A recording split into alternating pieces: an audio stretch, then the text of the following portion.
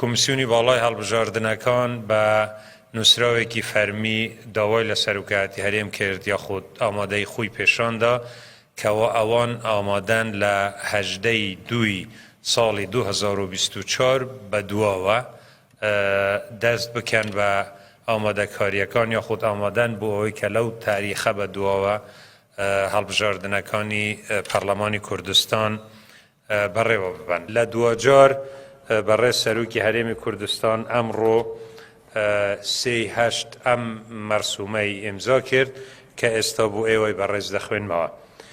فەرمانی هەرێمی ژمارە 252 ساڵی 2023 پاڵپشت بە بڕگەی دووەم لە مادەی دەیەم لە یاسای سەرۆکایەتی هەرێمی کوردستان ژمارەیەکی ساڵی 2005 هەموارکرا و بڕیارماندا بە: یەکەم، دیاریکردنی ڕۆژی 25 شوباتی ساڵی 2024 بە وادەی ئەنجامدانی هەڵبژاردنی گشتی بۆ خولی شەشەمی هەڵبژاردنی پەرلەمانی کوردستانی عێراق.